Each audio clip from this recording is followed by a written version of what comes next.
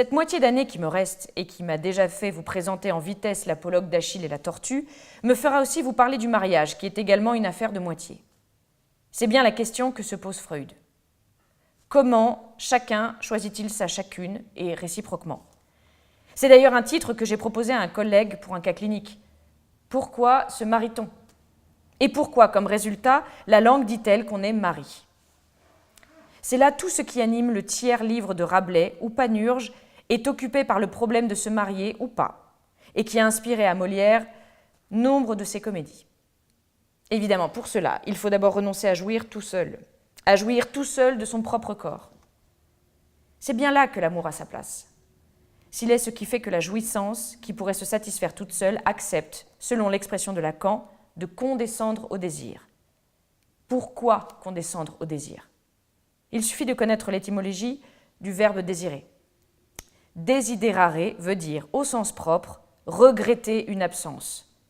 Pour condescendre au désir, il faudrait que la jouissance, qui pourrait se satisfaire de son propre corps, accepte d'en venir à regretter une absence, c'est-à-dire accepte de devoir passer par le corps de l'autre. On peut évidemment se contenter d'une chaussure. C'est ce qu'on appelle le fétichisme. Mais dans ce cas, on parle précisément de jouissance et non d'amour. Reste qu'un auteur français cité par Freud révèle le fétichisme dans l'amour, à savoir ce que y perdure de ce rapport à l'inanimé. Ce sera aussi dans ce registre que nous avancerons cette année. À la chaussure, nous poserons la question « Objet inanimé, avez-vous donc une âme ?» Il est d'ailleurs clair que, pour Rousseau, ce sont d'abord les bottes de Madame Doudetot qui l'habitent.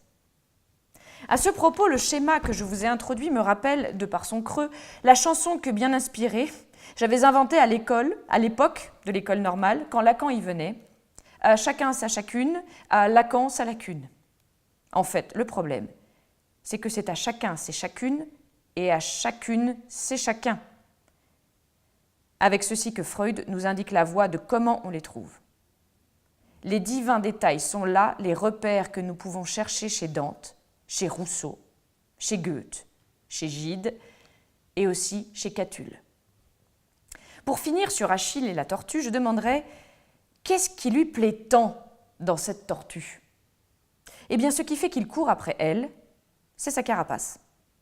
N'oublions pas, il y a d'ailleurs une superbe représentation d'Ingres à ce sujet, que ce qu'il tient essentiellement de sa maman dans la légende, c'est un bouclier, ce bouclier qu'elle a demandé pour lui à Héphaïstos. Eh bien, cette maman bouclier, c'est celle qu'il va chercher dans la tortue. Peut-être peut-on par là d'emblée comprendre pourquoi les perversions sont masculines. C'est là que la femme n'existe pas.